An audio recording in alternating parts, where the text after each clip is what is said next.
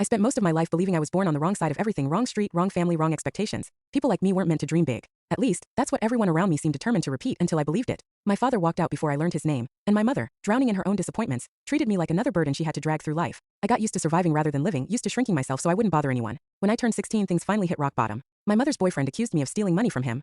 Money I'd never even seen, and she didn't hesitate before choosing his side. That night, she threw my clothes into a garbage bag and tossed me out like I was nothing but noise in her life. I wandered for 2 days before finding a temporary shelter, where the smell of cold metal beds and damp towels lingered in the air. But even there, surrounded by people who had lost almost everything, I felt strangely seen. A volunteer named Grace noticed how I clung to books in the corner, reading anything I could get my hands on. She was the first person in my life who asked me gently what I wanted to become, not what I should stop being. I told her I didn't know. She told me that not knowing was the first step to discovering. It sounds cheesy now, but at the time it was the closest thing to a lifeline I'd ever been offered. I found a job cleaning offices at night and saved every cent, working until my vision blurred. I enrolled in evening classes and studied until my fingers ached from taking notes. For the first time, I felt like the world wasn't just pushing me, maybe I was pushing back. 3 years later, I got accepted into a university program for social work with a full scholarship. I wanted to help kids like me, kids who felt invisible. My life was finally, unbelievably, taking shape. Then one afternoon, as I was walking out of class, my phone rang. The number was unfamiliar. A shaky voice on the other end said, "Please, I think I'm your father." My heart froze.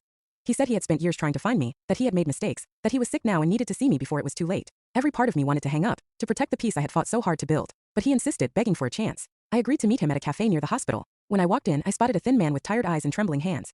He looked at me as if I was a ghost from a life he had abandoned. He apologized. He cried. He said he wanted to make things right before he died. And then he dropped the twist that shattered everything I thought I knew. He said my mother had kept me hidden from him, told him I didn't survive childbirth, convinced him that trying to look for me was pointless. He had spent years grieving a child who was actually alive. I sat there stunned, the past rewriting itself inside my mind. All the abandonment I carried wasn't the whole truth. All the pain I blamed on him belonged to someone else. In that moment I realized that overcoming my past hadn't just been about surviving what happened to me.